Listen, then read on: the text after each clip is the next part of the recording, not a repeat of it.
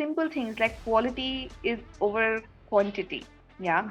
Don't run after too many projects. Do one project, but do it so well that people will then flock back to you and say, no, this is the only person that I want to work with. If you feel that you're not leveling up on a language, hire a tutor, right? Get the grammar so well, because grammar is a building block of a language, right? Unless and until you understand grammar at a very intuitive level, you won't be able to write good content. In this content market, what do you think the AI impact would be? I won't say that AI is going to take over the world. I'm going to say that AI is the next step in human evolution. Because imagine all those 18, 12 years of learning, you can put it in a chip and put it in your brain, right? Why do you want to go to school to remember what happened in 1953? You don't. So what is going to be important now? So, hello everyone, welcome back to the channel. Today we have very interesting episode because we have a very special guest. She is a content creator. She is making a significant impact in the digital world, and very impressive to say that she is making consistently 8 lakhs per month with her expertise, and her authenticity and relatability could be a benchmark for all the aspiring content creators to get into this journey. So we have with us Supriya Jain. So hello Supriya. You could Hi, Dimpy. Hi Supriya. How it's are great you? to be here. I'm good, thank you. How are you? I'm doing good. So could you just help us with little background on how have you started and how have you got it into content creation journey? Sure. So it's an interesting journey. When I was, in school, I never thought that I'm going to be a content creator when I grew up, because I come from a very middle class family. We had two options: either be an engineer, be a doctor, that kind of a thing. So I did my engineering, I did my MBA, and like a good little girl, I went and joined one of those IT companies, and I thought that this is going to be my career, right? That I'm going to be in tech for a while.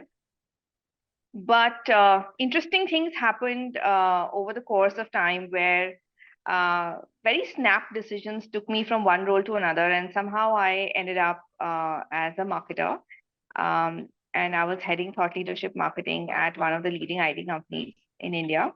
And that's where my actually journey as a content writer started. Very like a fluke, where one blog for the CEO's desk, sort of landed up with me, and they said, "Why don't you take a quick look at it?" And it was rubbish, so I rewrote it, and everyone loved it.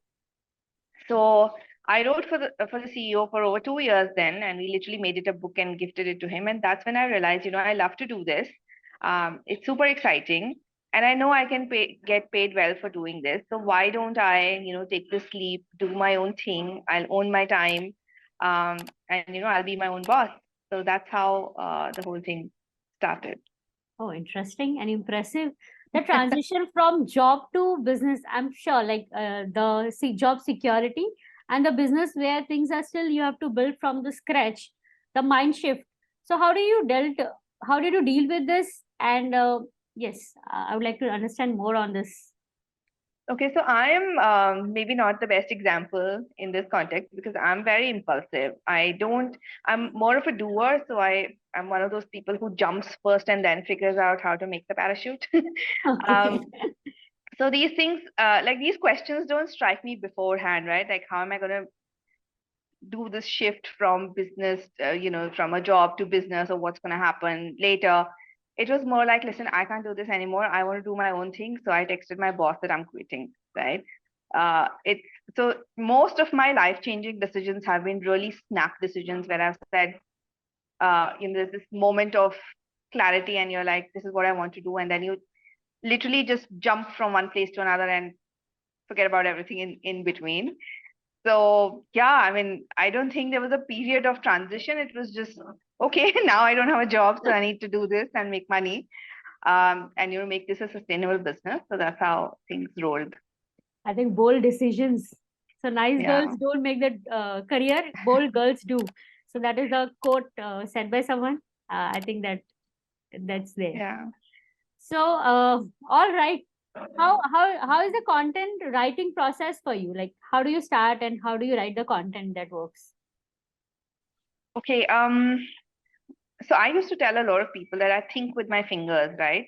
Um, and because I've been in this industry for so long that content writing has become very intuitive for me, but I'm going to try and break this down because this is what I've been doing for my cohort, like the 8-week program that I do. So I've been trying to break it down for people who have joined the cohort, and it's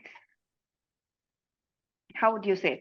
So the first thing, of course, I do is I get to know the subject, right? Because and I've said this many times that there are so many content writers out there, right? There are millions of people who are trying to become content writers, but content writing is still a very low paid industry, right? People are getting paid like 50 paisa, 60 paisa per word. That's insane, right? Why would you waste so much time writing stuff and not even get paid good money for it?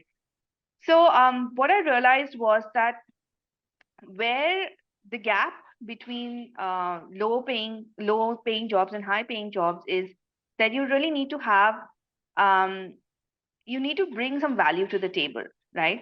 So my content writing process begins with that value. What is the value that I'm bringing to the table? Do I know this topic? Is this my expertise? Am I going to put in a lot of time researching this?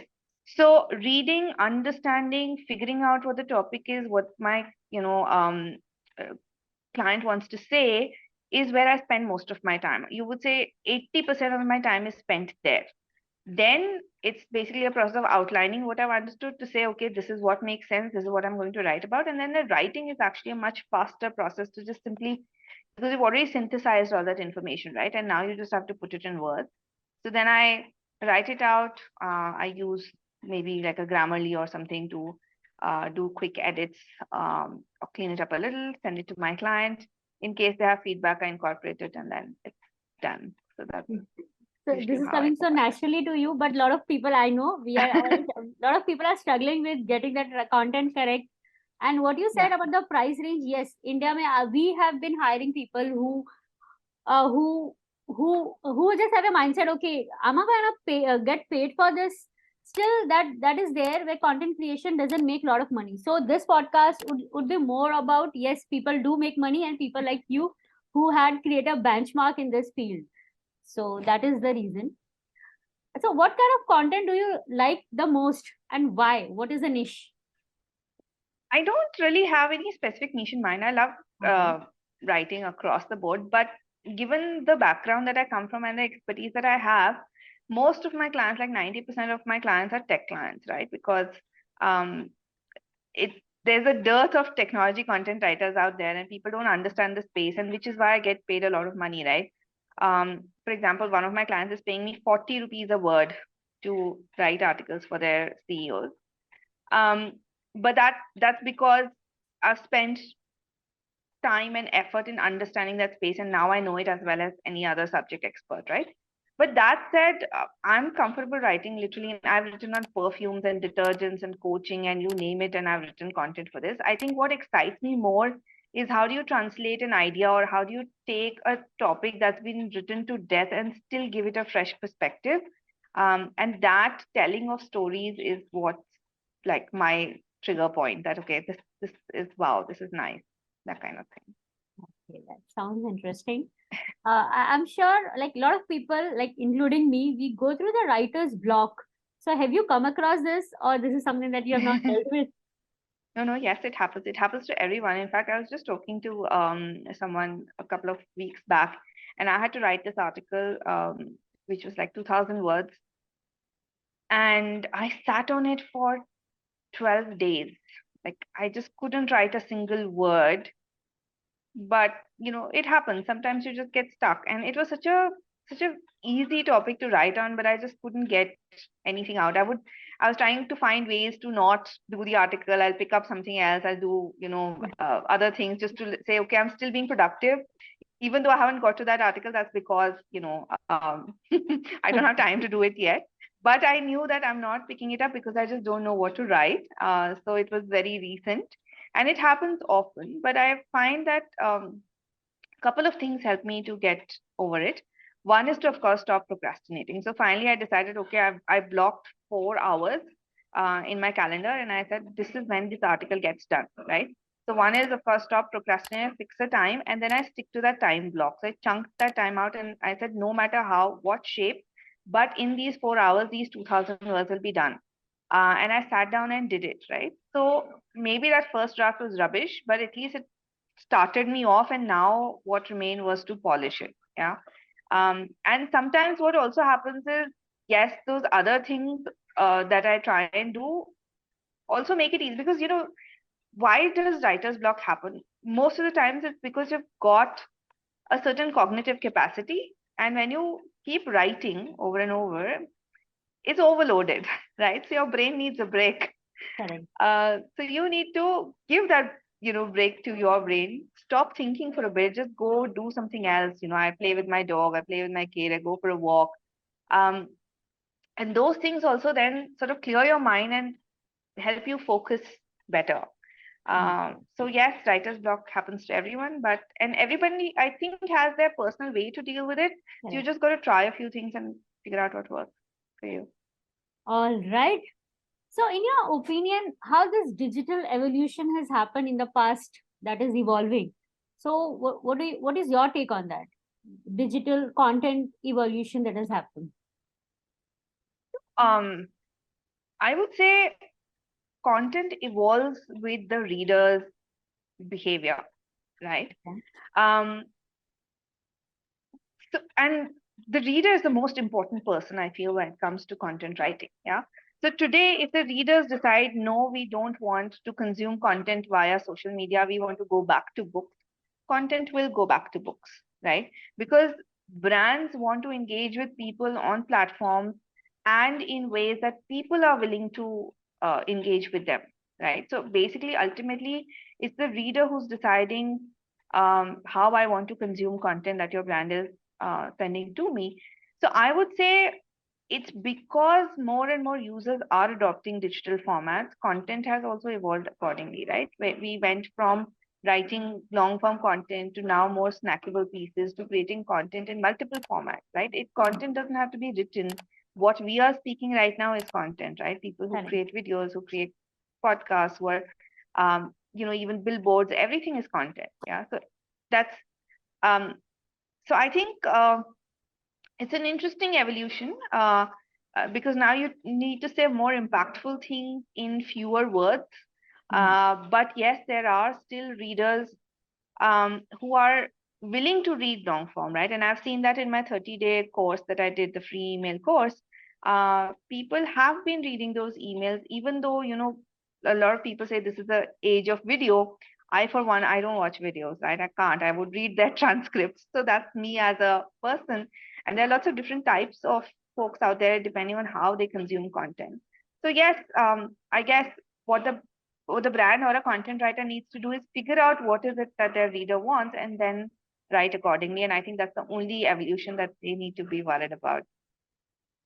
All right. Okay.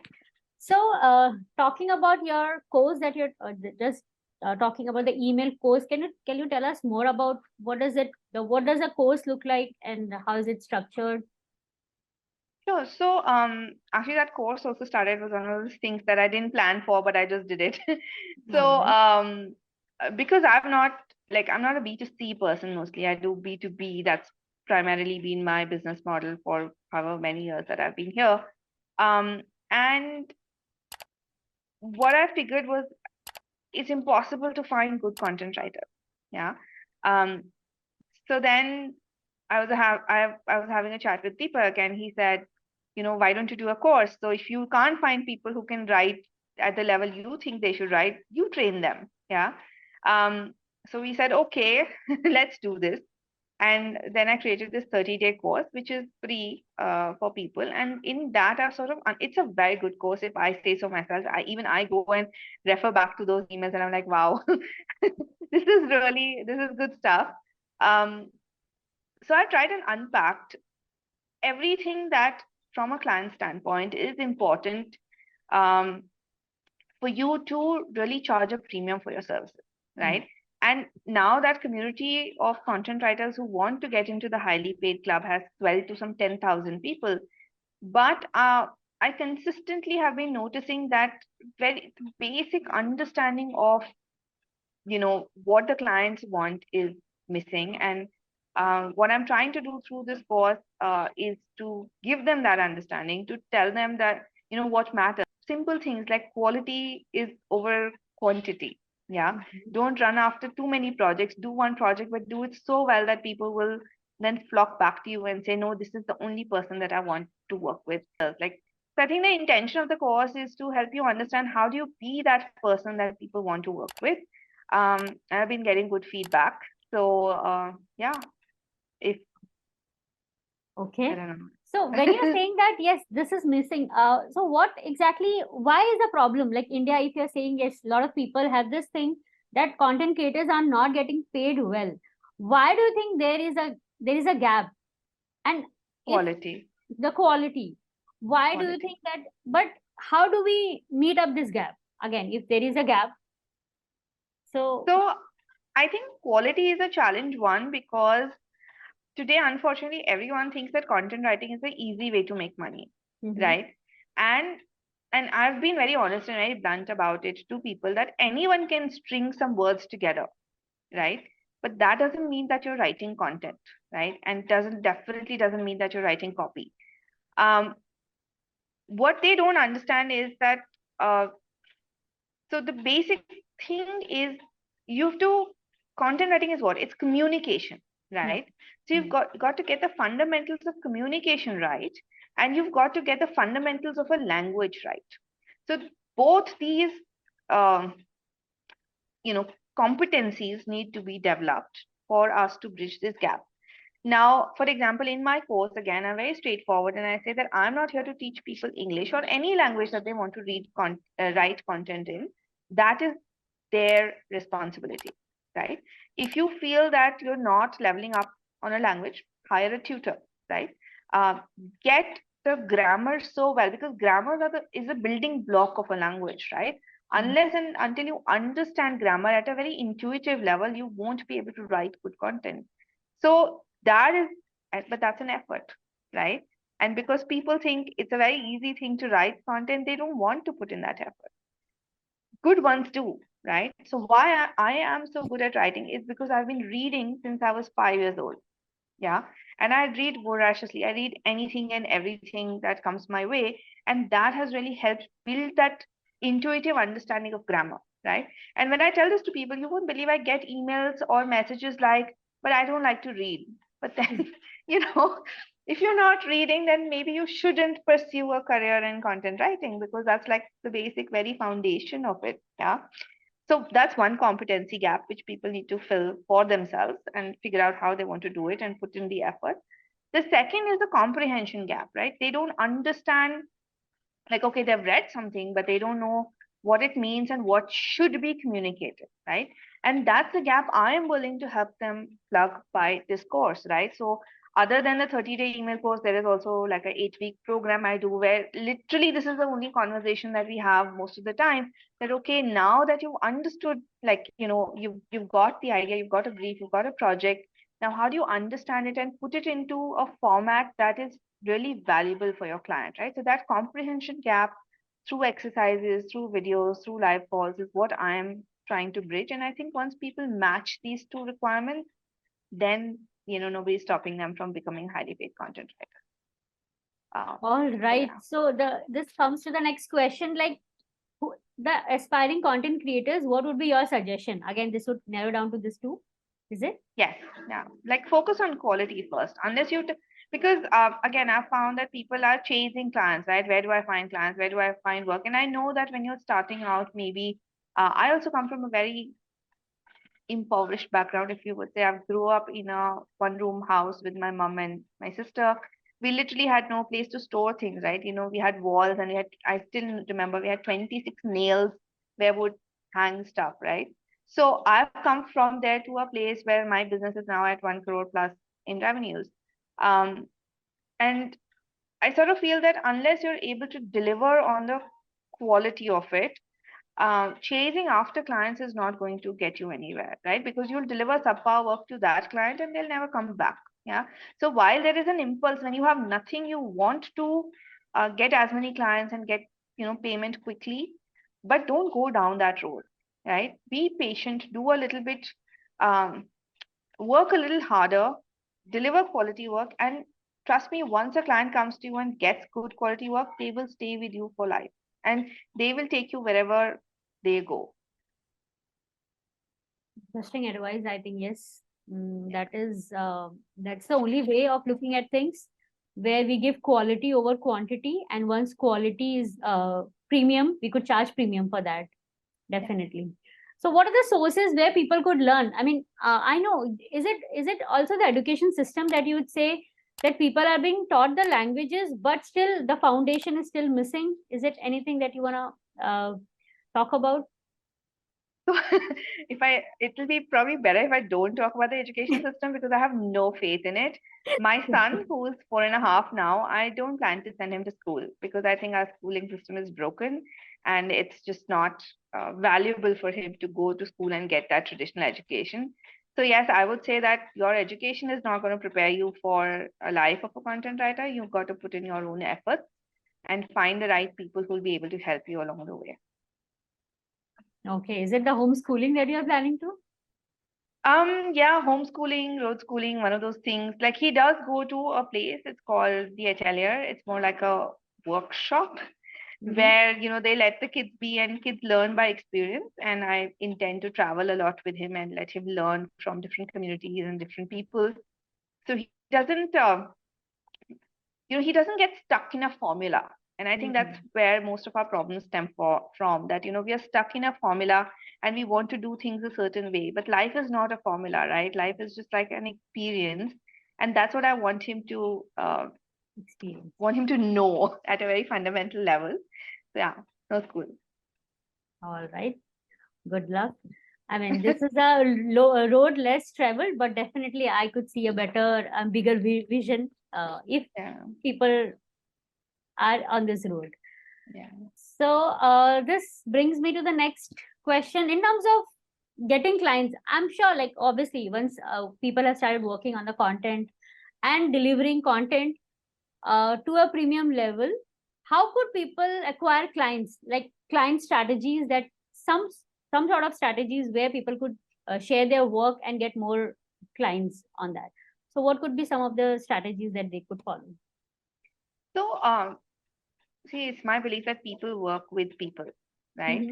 And they work comes because of relationships. If you know someone, if they know you, they'll put you before anyone else, right? And they're willing to, uh, make the way easier for you because they know you. So my only strategy that I tell people is to network, find the right people, give them value first. Don't chase after them for projects. Just connect, have a conversation, understand what they want, make things easy for them, and then when it comes to, when you ask them for something, they will be more than willing to help out, right? So I would just say find your network, build your network, and focus on your network, and then work will come on its own. I've never, like, for the past 5, 6 years, I've not done any business building at all. Zero. You It look just drops optimistic in. towards. So, is it the power of universe that you believe? So, is it like No, so I'm not, though I do like believe that there's a universal thing, but that's not applicable to business. I don't do business building because I haven't needed to. From the time I delivered my first project to a client, it's just been like they take me to different places, right? They'll say, okay, now I only want to work with Supriya. Yeah. And it has happened like last year, last month, May alone, I got 5 new clients, as in 5 new logos into my business because the clients was working in other organizations, they moved to these new organizations and empaneled me, right? Because they are convinced that they only want to work with Supriya and nobody else. Yeah. So it does, I don't touch wood, don't need to do business building. It's coming to me already. And because I never compromise on quality ever. All right. So the onboarding process, how long the duration of the work of you delivering to clients? How is it? Is it? It depends on project to project. It's like, yeah, depending on what they want me to do. They're all different formats and different. I don't think I can put a structure to it. So any challenges that definitely in business challenges are there? Any challenging project that you have dealt with and how have you navigated through it? Any experience you could share? So I won't say a specific project has been challenging. I would rather say my entire business model is challenging right now because I don't have the right people. Yeah. So now what's happened is because I've built all these client relationships and I'm getting all this work my way, I don't have the delivery bandwidth and I don't have the delivery people. So I end up saying no to a lot of work. Um, and sometimes I end up overworking because my clients are like, Supriya, please kar do, please kar do, please kar do. And then I'm like, okay, fine, let me, spend a little more time on it. So I think that's a bigger challenge that I'm trying to figure out right now. And hopefully with this, content coaching that I'm doing, I'll be able to find a few people that I can work with on a more regular basis. Um, Otherwise, I think, like I said, because of the relationships, my projects usually are not challenging because the people know me, they know my work and things. They in fact make life easier for me, right? So recently one of my clients, just last week, she sent me some stuff. They have a big launch coming up and I told her, listen, I just don't have any bandwidth, I can't do it, I have like zero time and I'm so sorry but I can't do it. And she said, you know what, Supriya, let me work on it for the first version and I will send it to you and then you can work your magic on it. And that's like her exact words, right? So people are like willing to do the work also themselves and still, pay me for it. So I won't say that there have been challenges because my core tenet is quality. I never, ever, ever compromise on quality, and I think that's where everything else becomes secondary, right? People don't care what else you do as long as you give them something that's like, wow, this is awesome. Yeah. Um, but yes, I've learned some lessons along the way. And one for me has been because again, I'm a like not a big agency and I'm just, a single person working on this. What I've learned is I don't want to work with smaller companies because and I've also learned that people who pay you less hassle you more, right? So people who are willing to pay me more money don't have the time to hassle about like tiny little things. They have other resources to, figure it out and fix it. Whereas people who pay you a tiny amount would then want like really your entire time and attention for that tiny thing. So I don't go and work with smaller companies at all. So that's been, and they also like have payment issues, right? Then you have to chase them for payments. Whereas with my bigger clients, they pay me literally 100% in advance. Yeah. And then I um, continue working for them till the project is over. So they have that much trust in me. Yeah, that's been my lesson. Okay. So content is very subjective now. How do you evaluate the success of a content according to you as a content writer? I think, especially for my clients, it's about what is the what is the outcome that the client wants, right? And the success depends on whether that content is getting them that outcome or not. So, for example, if I'm writing a landing page, the intent is that a lot of people should go over that landing page and then click on the, buy now or do this or do. So, are they taking that action, right? Or is it generating that engagement? Those are the success metrics for a content piece that it should be able to get the clients the results they want. I don't believe in number of views and all because the more money you push in, the more views you can get, right? So I don't think those statistics really matter. I think the only thing that matters is was there action, um, and yeah, so that's how I evaluate stuff. All right. So with all this AI things that is happening all around, ChatGPT or whatsoever, all the tools, what do you think the whole game would look like? Definitely the job people, the job, there are layoffs that is happening, but in this content market, what do you think the AI impact would be according to you? Again, I have a very different view on this topic. Okay, and I'm not going to talk about content alone because let's be honest, AI is going to take over everything, right? It's Mm-hmm. not just content. If you look, and I was just again telling this to someone else a couple of days ago, that what is the biggest challenge with autonomous vehicles today, right? It is that once an autonomous trucks, for example, are already plying the roads in, across the globe, The biggest challenge is that for millions of truck drivers, it will take away their jobs. And what is an autonomous vehicle? It is AI-driven vehicle, right? Hmm. So it's taking away those jobs. And when I was younger, I'm 40 plus now. So when I was much younger, you had to go to a bank to do everything, right? But today, who goes to a bank, right? Everything is automated. So all those people who were sitting in those bank branches and stamping away at checks and everything, what are they doing, right? Those jobs are gone. So Okay. AI automation is going to take over everything. Uh, and I'm actually writing an interesting article on it, right? So I'm talking about how AI is basically the next phase of human evolution. We are all going to be cyborgs. Now, whether we agree to it and adapt it, that's up to us. If we don't, then there is no Deal with helping us, right? So I won't say that AI is going to take over the world. I'm going to say that AI is the next step in human evolution, and which is why my son is also not going to school, because imagine all those 18, 12 years of learning, you can put it in a chip and put in your brain, right? Why do you want to go to school to remember what happened in 1953? You don't. So it. Of course. uh, so what is going to be important now, and we are also seeing it across the globe, is the creative element is going to be more valued, right? And then coming to content specifically, can you tell the right stories? Can you evoke the right emotions in the people that you're willing, that who are your readers? And can you bring in an element of empathy and understanding into the content that you're writing? And that is the next level of content writing, which most people are struggling with, and which is why I keep saying, don't write functional content, write magical content, because functional will be taken over by AI, right? And it is like today, even I use ChatGPT for a lot of things that I do, and I find it to be very valuable in terms of cutting down my time on a lot of tasks, but it's still not able to do what I can do with content and with words, right? So, and I had just done a webinar also, which is where I said that, so brush up the skills on storytelling, on nuances, on meaning, and all these elements are what are going to really keep you in the game.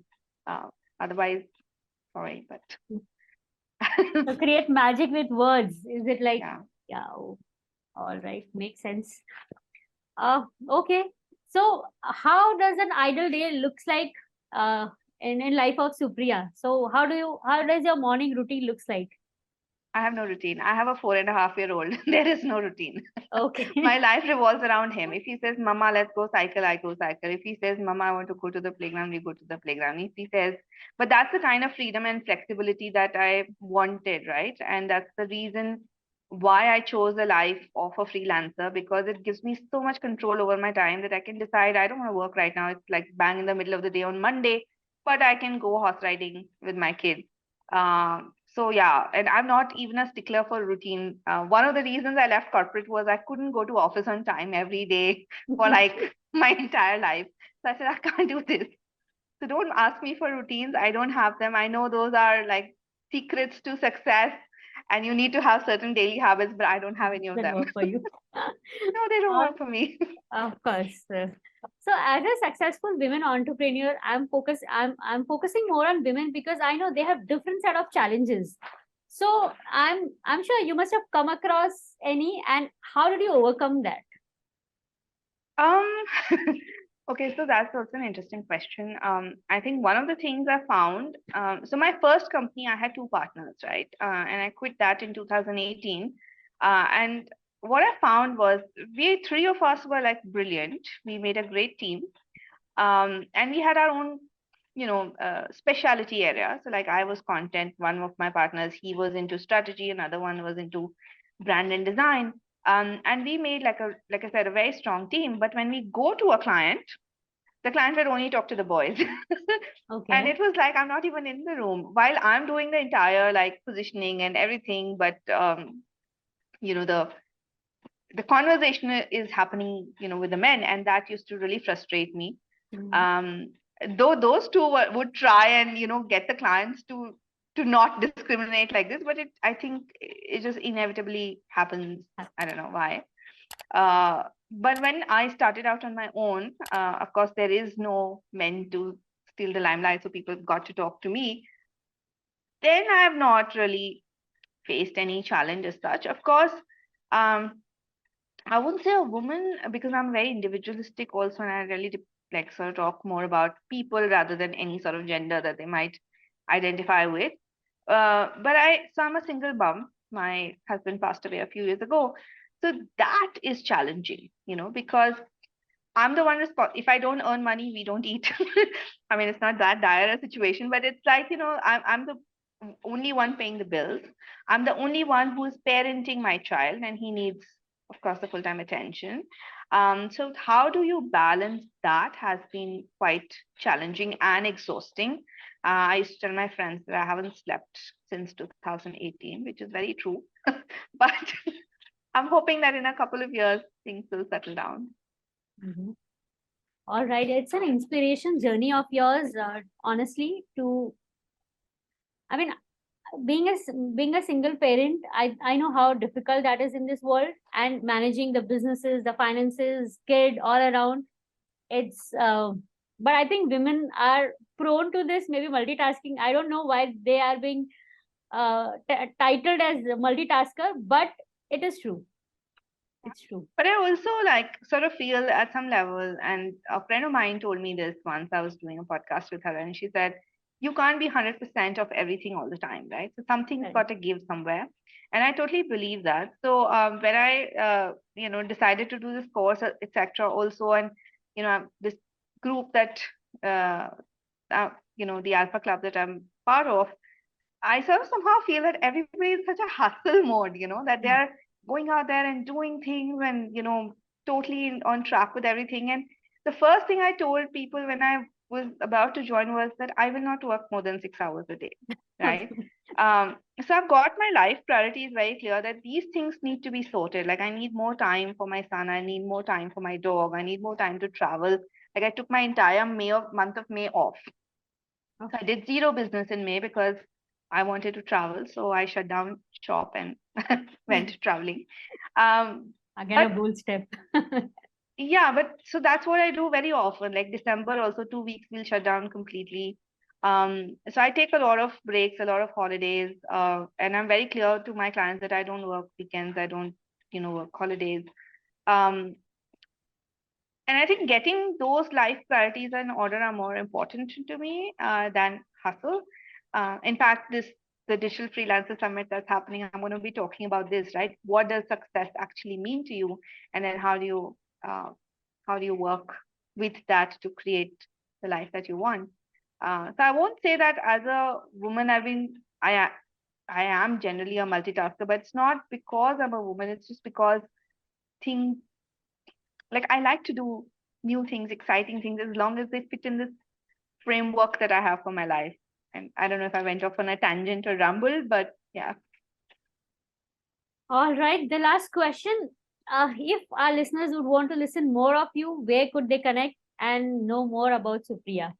So, So they can, I have a YouTube channel, mhm. and maybe we could link it to this Yes, I'll podcast definitely. later.